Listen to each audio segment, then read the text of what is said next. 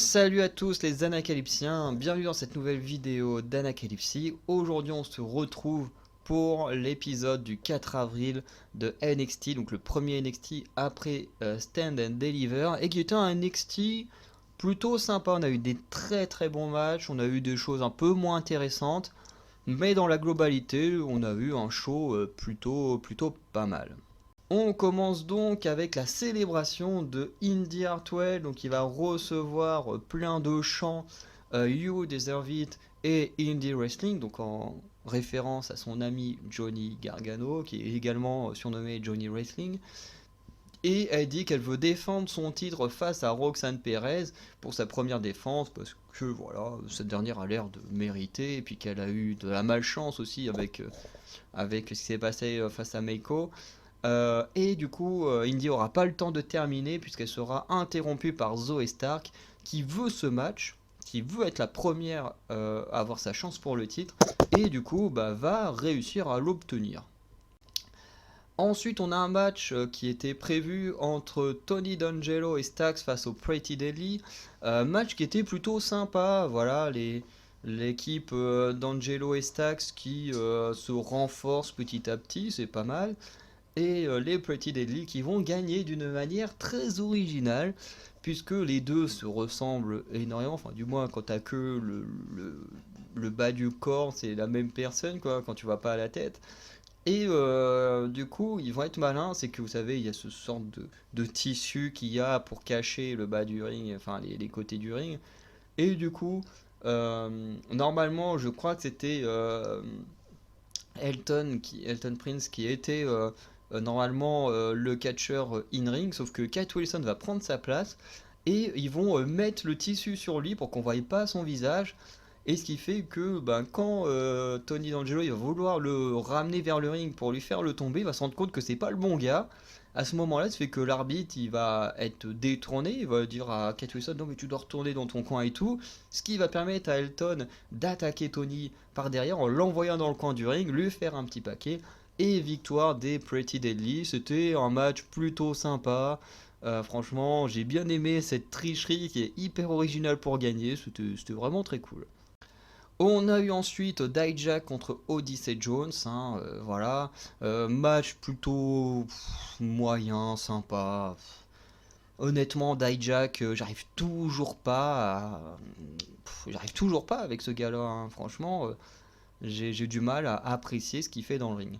Bref, il va quand même réussir à porter Odyssey Jones sur ses épaules et faire une bonne prise un peu à la Attitude Adjustment, ce qui ne suffira pas et il terminera son match avec un moonsault.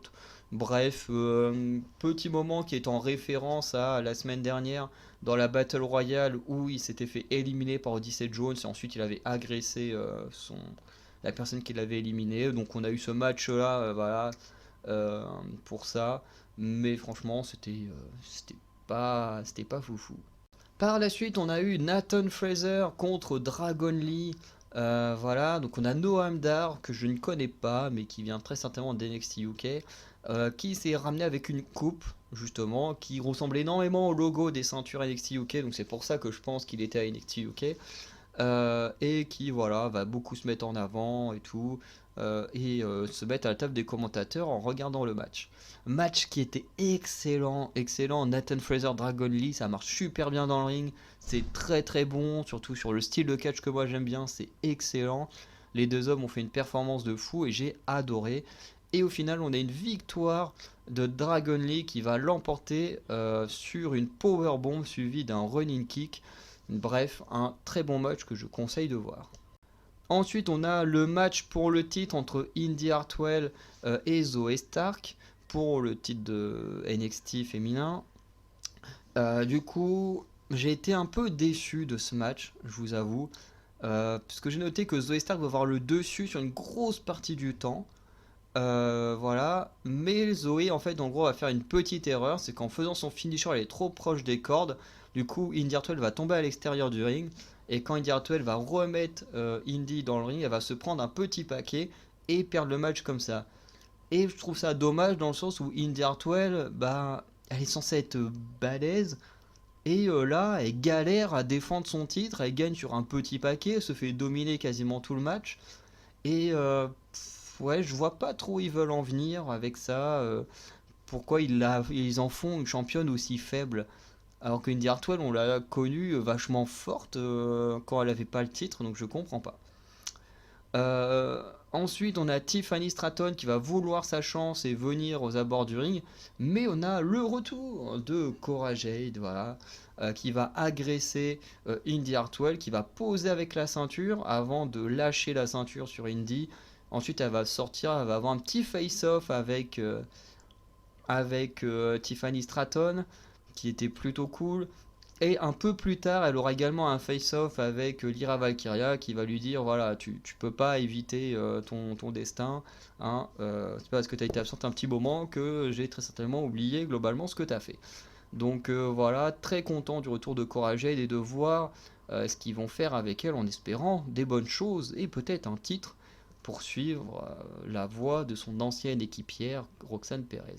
Ensuite, match plutôt anecdotique, hein, Ivy Nile contre Tatum Paxley pour régler leur compte, puisqu'il y a 1 ou 2 semaines, pour se qualifier, je crois, pour devenir challengeuse au titre de NXT par équipe. Du coup, Tatum Paxley avait trahi Ivy Nile, l'avait abandonné, puis avait agressé Ivy Nile. Donc aujourd'hui, on règle les comptes. Et Ivy Nile va l'emporter en portant sa soumission habituelle. Voilà, c'était sympa, mais en soi, le match est plutôt oubliable.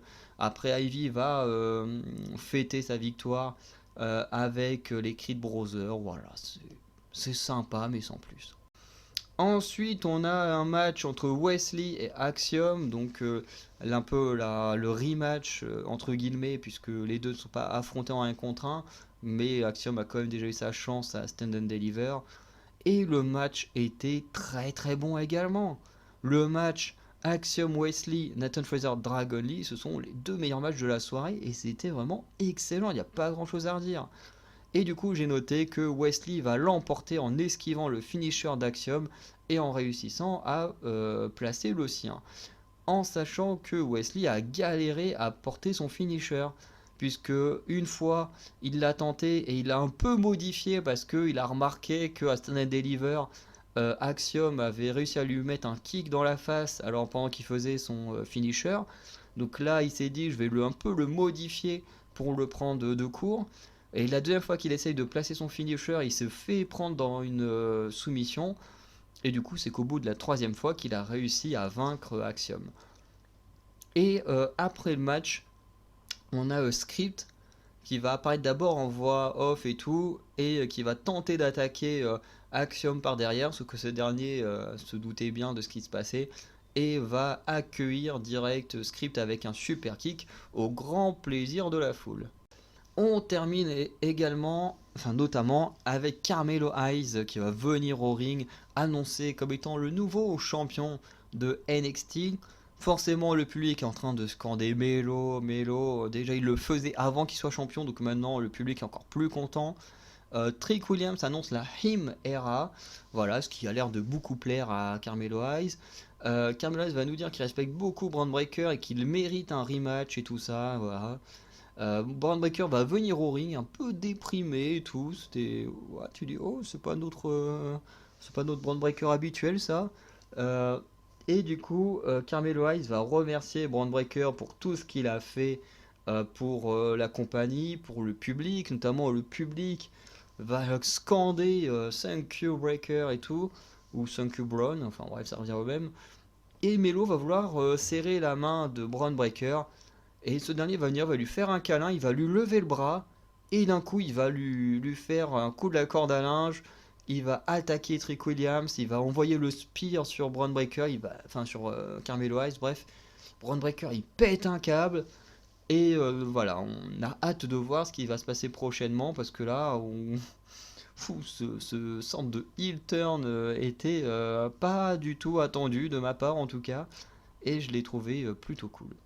On va donc conclure d'abord avec la preview. Donc la semaine prochaine, un rematch entre Alba Fire et Isla Dawn contre Kiana James et Fallon Henley pour les titres par équipe féminine.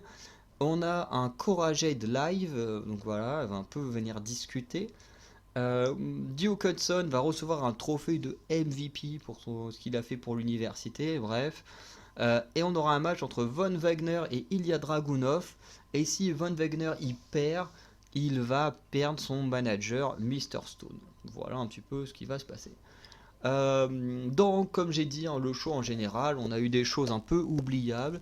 On a eu des très bonnes choses, des très bonnes pop hein, sur les champions, surtout les nouveaux champions et tout. Bref, un show que j'ai beaucoup aimé. Et n'hésitez pas à me dire en commentaire ce que vous avez pensé de ce show, si vous l'avez aimé ou non et pourquoi.